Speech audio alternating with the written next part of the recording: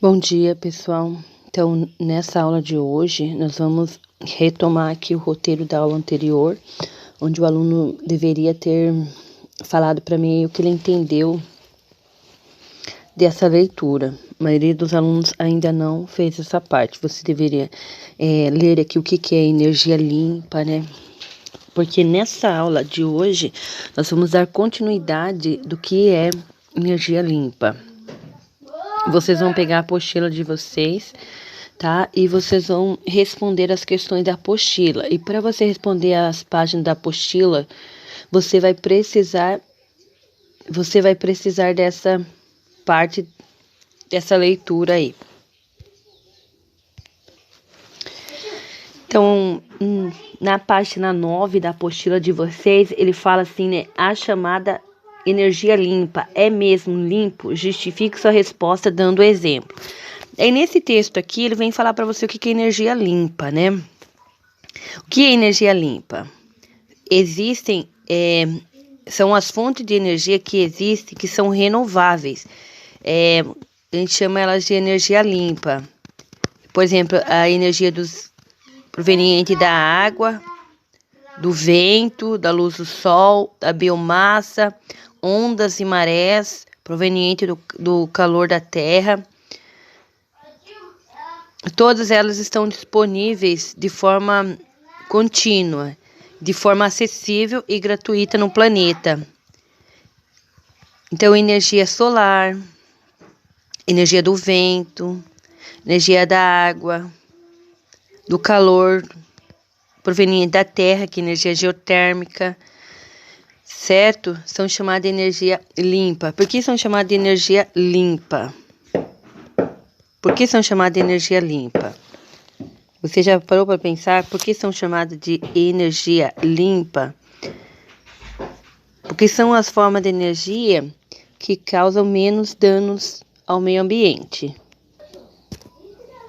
Então, energia limpa aqui são aquelas obtidas de fontes que não emitem gases poluentes, né? E que são renováveis, certo?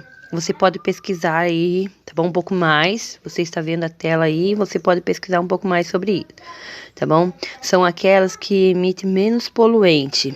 É o caso da biomassa, né? Biodiesel, etanol, que não agravam o aquecimento global nem intensificam o efeito estufa. Tá bom? Então, são essas formas de energia considerada limpa, porque eles causam menos prejuízo aí ao meio ambiente, tá? Mas, ainda que o impacto ambiental aí seja menor, o prejuízo existe e não pode ser ignorado. Então, o consumo da energia tem que ser de modo consciente, buscando evitar o desperdício da mesma. Como você já sabe, a energia eólica ela tem lá o lado negativo também, porque provoca poluição sonora, interfere nas transmissões de rádio, de televisão.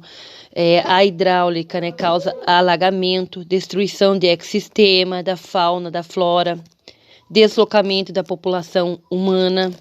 Construção e manutenção de usinas nucleares, aí eles têm aí o custo elevadíssimo, causam o lixo nuclear, entre outras, tá bom?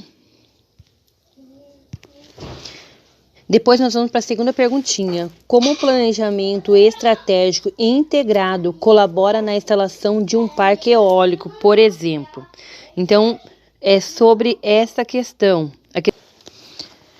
Pessoal, então essa questão aí, né, como o planejamento estratégico integrado colabora com a instalação de um parque eólico. Como você já sabe, né, primeiramente tem que fazer um planejamento estratégico para você instalar aí um parque eólico, né.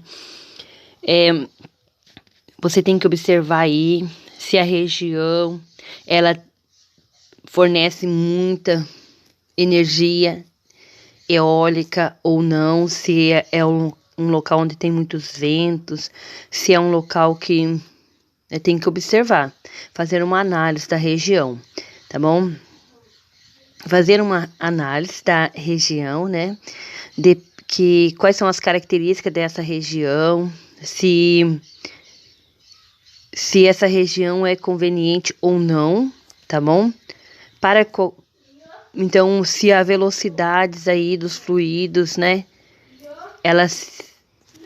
ela vai aumentar aí a quantidade de energia ou não. Então, se o vento, a velocidade do vento aí aumenta com a altura em relação à superfície, tá bom?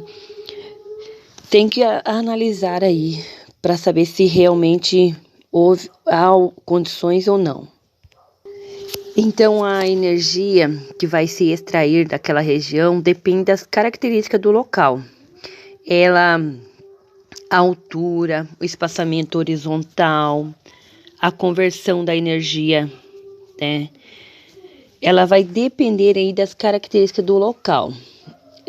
Tem que fazer o planejamento e para você saber se há possibilidade de instalação ou não. Oi! Então, pessoal, esse planejamento, ele prevê aí também os impactos para a região, se a região aí vai ser muito afetada ou não. Então, esses planejamentos, eles vão dizer aí para a pessoa que está fazendo um planejamento se é viável ou não, tá bom?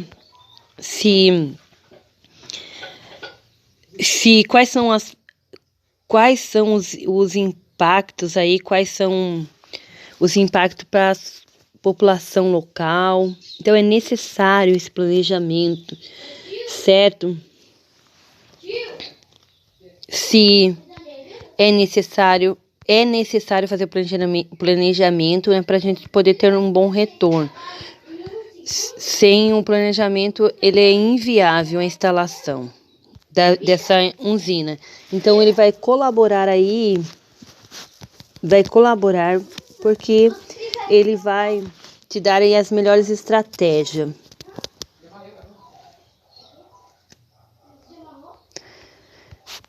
Certo, pessoal? Você pode pesquisar mais, certo? Você pode pesquisar mais sobre essa questão aí e pode aprofundar. Depois nós vamos para a questão número 3. Qual a principal vantagem de utilizar energia limpa ao invés de energia produzida pelos combustíveis? Justifique sua resposta. Então, como você já sabe, pessoal, como você já estudou em aulas anteriores, você sabe que a energia limpa aí, a maioria das energias limpas, ela não vai se esgotar, né? Se ela se esgotar, por exemplo, da cana lá, você acabou a cana, você vai lá e planta de novo. Então, automaticamente ela não vai acabar, ela não vai se esgotar. Pessoal, então assim, os combustíveis fósseis, elas já são uma energia que ela vai se esgotar. A energia limpa, na verdade, corrigindo o que eu falei, ela não se esgota, tá bom? Ela não se esgota. Porque elas são renováveis. E os combustíveis fósseis não são renováveis. Então, aí nós temos a gasolina, o óleo diesel, o carvão mineral, entre outras. Elas acabam. E além dela acabar, né, elas contribuem muito para a poluição do meio ambiente. Então, quando você pensa aí na questão que um dia ela pode acabar, e ela vai acabar e levaria milhões e milhões de anos para se formar, e também nos impactos que ela causa ao meio ambiente, tá bom? A energia limpa é uma energia que ela não polui o meio ambiente, por isso ela é chamada de energia limpa, ela não polui o meio ambiente. Então, essa é uma das vantagens, não polui o ambiente, ela é renovável, tá bom? Então, os combustíveis fósseis, eles acabam com o tempo. Aí agora a energia solar, eólica, geotérmica, da hidráulica e energia da água, elas são renováveis. E além de ser renováveis, que são aquela energia que não vai acabar que são inesgotáveis, ela também não polui o meio ambiente e são facilmente encontradas, né?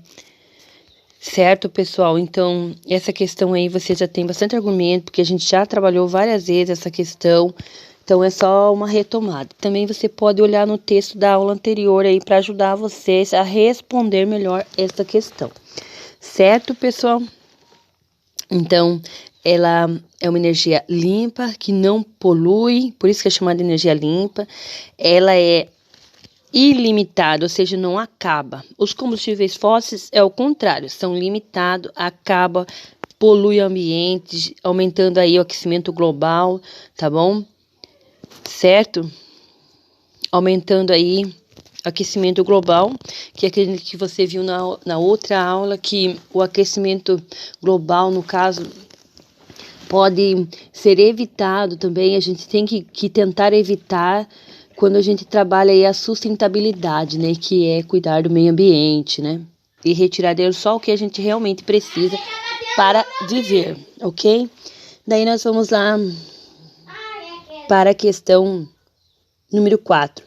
Quais estados brasileiros produzem mais energia eólica e solar? E o município ou região que já utiliza ou tem potencial para utilizar essas fontes de energia limpa, certo? Vamos ver essa questão. Pessoal, então continuando, né? Você vai pesquisar aí que a região Nordeste, né, sozinha é responsável por cerca de 80% da região eólica gerada em todo o país. O estado líder na produção é o Rio Grande do Norte, tá?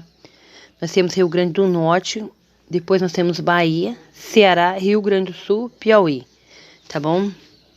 Esses são os que têm o maior produção de energia eólica, certo?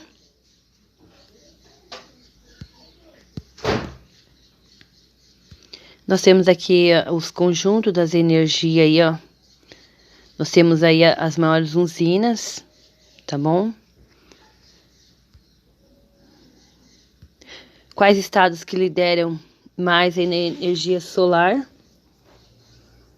Energia solar aí, Bahia, Minas Gerais, Piauí, São Paulo, Ceará. São os que têm mais energia solar. Bahia, com a capacidade de produção de, aí, ó, 669 milhões de watts. São um dos estados aí que lideram na energia solar, certo?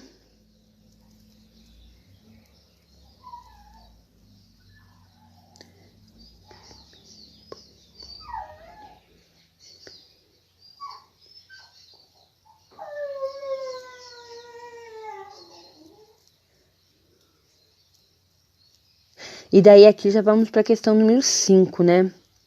Que é o cinturão solar. Quais estados brasileiros fazem parte dele? Tá bom? Ó. Nós temos aqui então o cinturão solar. A região do Nordeste ao Pantanal, passando pelo norte de Minas Gerais, pega a região sul da Bahia e o Nordeste de São Paulo. Fazem parte aí da cinturão solar. Tá bom?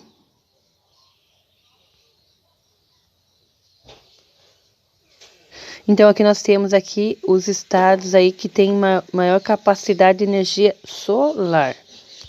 Tá bom? Ó, Bahia, Minas Gerais, Piauí, São Paulo, Ceará, Rio Grande do Norte, tá bom? Conforme vocês estão vendo aí, tá bom?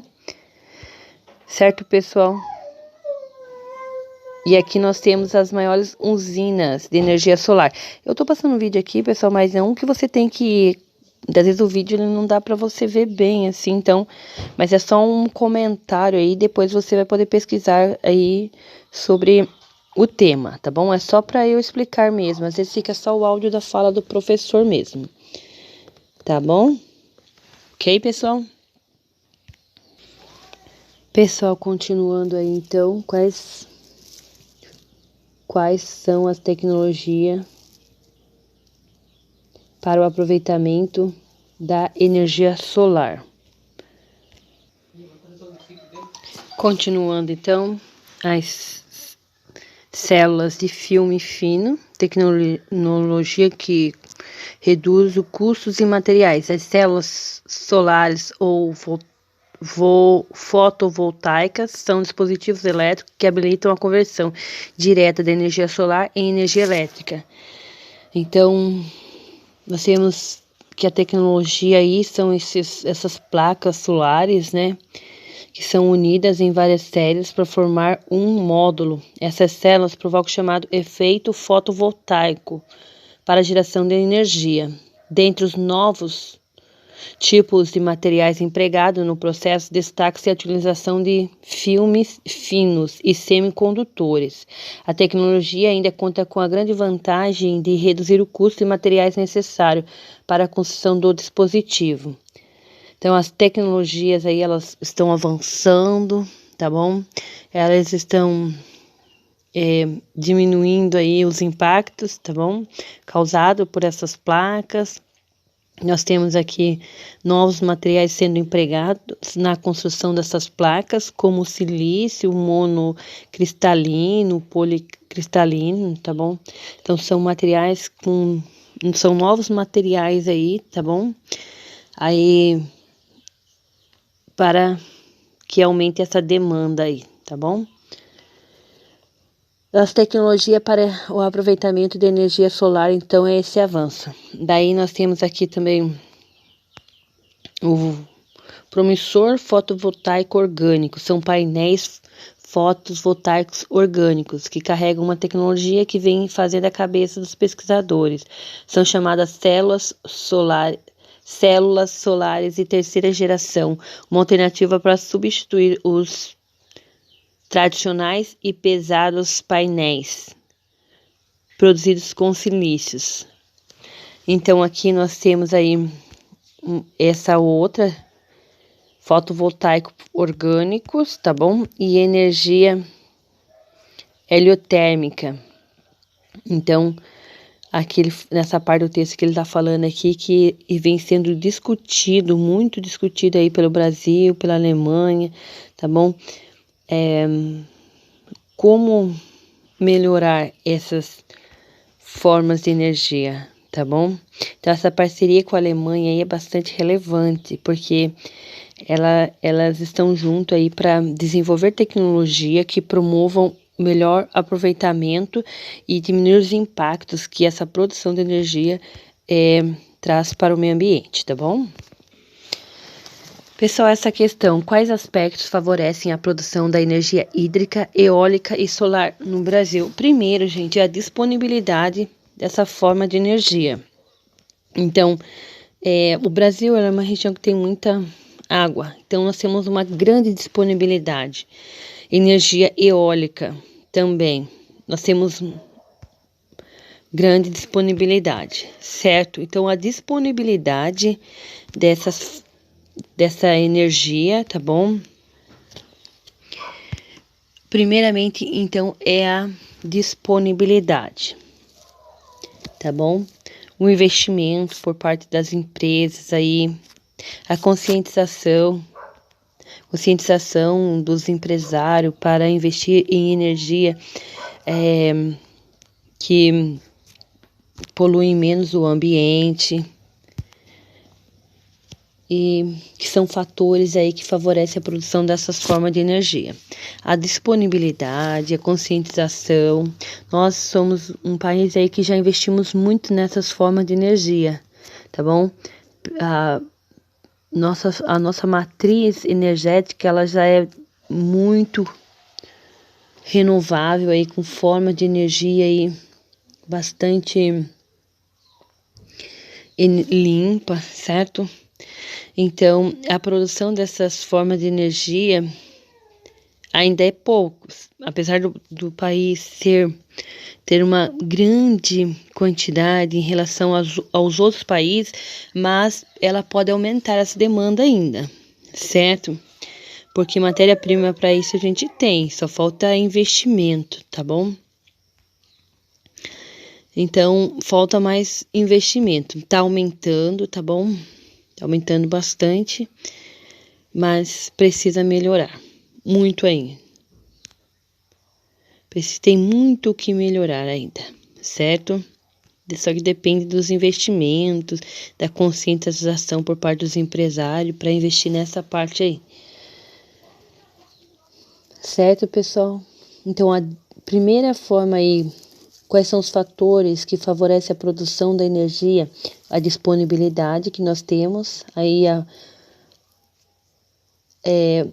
a conscientização por parte dos empresários aí para que eles possam investir nessa forma de energia, porque são as fontes de energia que mais são as fontes de energia que menos poluem o ambiente, são as consideradas energia limpa, certo?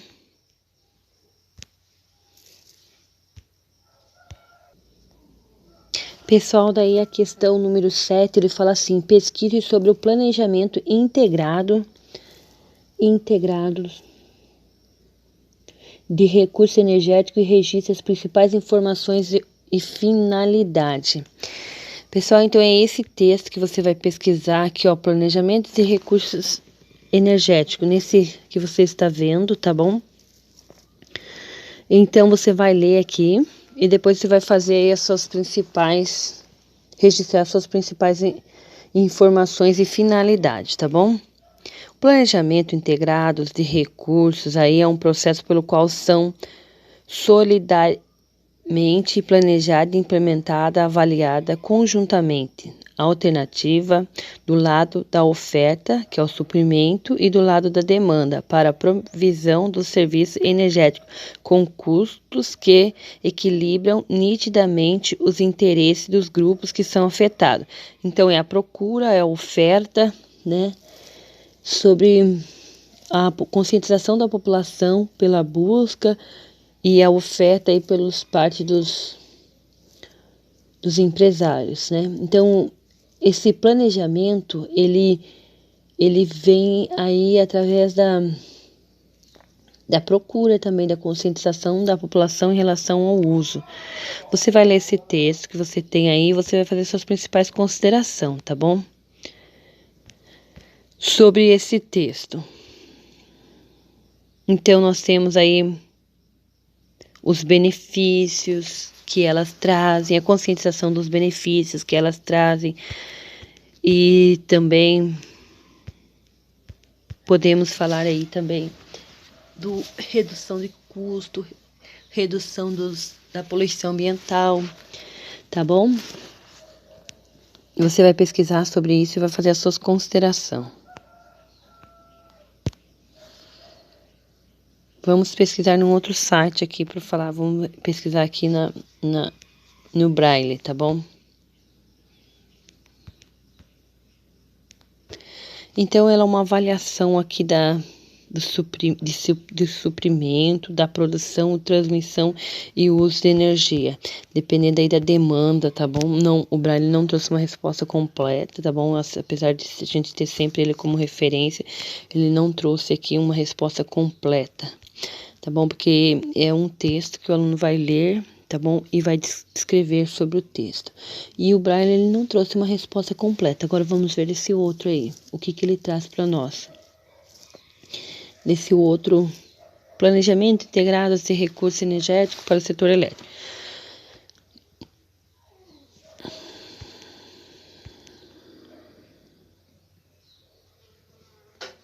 Então, aqui ele é um resumo, já trouxe um resumo completo, né?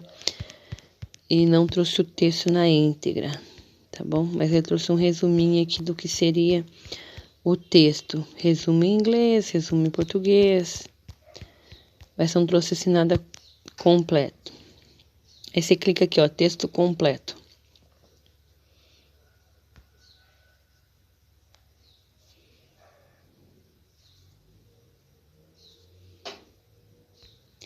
Daí esse texto completo ele já traz na íntegra aqui para vocês, ó, tá bom?